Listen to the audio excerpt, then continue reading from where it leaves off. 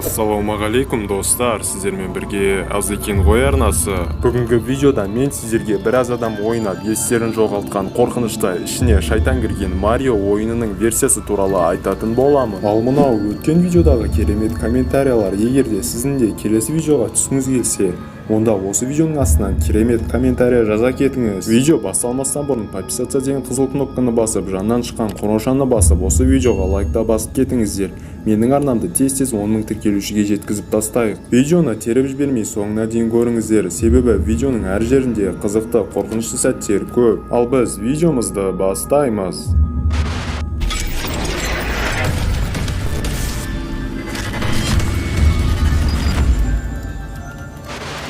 Ең алдымен ойынға кірген кезде қатып заставка шығады. Сосын қате деген, яғни ойынға кірмейді деген жазу шығып, оның астында көп сандар шығады, бірақ сонда да ойынға кіреді. Ойын басталған кезде Марионы, яғни басты кейіпкерді бір бөлмеге түсіреді, және жұлдыздың суреті бейнеленген есікті көреміз. Ол есік негізі лифт. Ол лифтке кірген кезде Марионы қайтадан осы жерге түсіреді. Кәдімгі ойындағы дауыс алынған, себебі бұл ойындағы дауыс, яғни музыка, өте қорқынышты, құлақты ауыртатын музыка. Тепшекті көріп жоғарыға тепшекпен шығуға тырысамыз, бірақ сонда да Марио қайтадан өліп қалады. Ойыннан шығып қайтадан кірген соң Марионың заставкасы тағы қатады. Одан кейін өте қорқынышты бір персонаждың суреті шайтан түрінде шығады. Одан кейін тағы да белгісіз бір қорқынышты суреттер шығады. Егерде бұл суреттерді жақсылап қарайтын болсақ, кішкентай түрі жаман баланы көргендей боламыз. Одан соң суреттер өшіп кетіп, қорқынышты, яғни біреудің қатты айқайлаған дауысы ойнайды. Ол дауыс былай естіледі.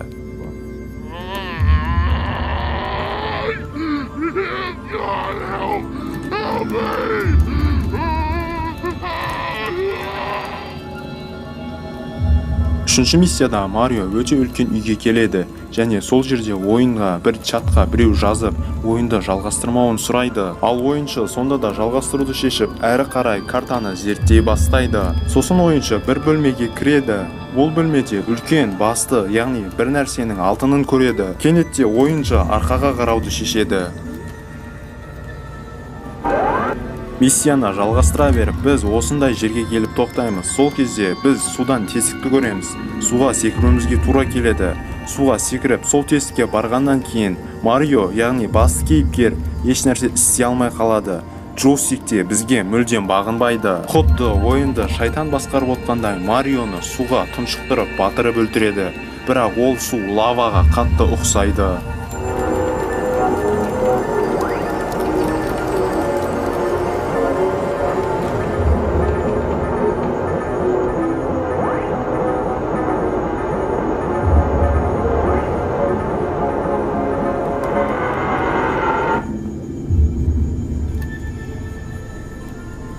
Ал төртінші миссияда Марио бізге өте қорқынышты, түрсіз көрінеді. Және Марионың түрінде бір текст шығып, қайтадан өшіп, қайта шығып тұрады. Бұндай өте қорқынышты миссиялар мен өте қорқынышты звуктарды, музыкаларды естігеннен кейін осы ойынды ойнап жатқан кішкентай балалардың көбісі есінен адасып қалады. Сосын Марионың жанына жайлап Марионың достары қосыла бастайды. Және экранға тексттер шыға бастайды. Ол тексттерде бұл әділетсіз, біз не үшін өлдік деген сияқты тексттер болады. Одан кейін соңында ал сенші деген текст шығады. Яғни сен де әлі тірі отырсың ба деген сөз сияқты. Бұл дегеніміз Марио компьютердің ішінен бізді өлтіргісі келеді деген теория бар. Осымен достар, видеомыз соңына да келіп қалды. Видео ұнаған болса, подписаться деген қызыл кнопканы басып, жандан шыққан қоңыраушаны басып, осы видеоны достарыңызға жіберіңіздер, және осы видеоға лайк басып, өз ойыңызды комментарийге жаза кетіңіздер.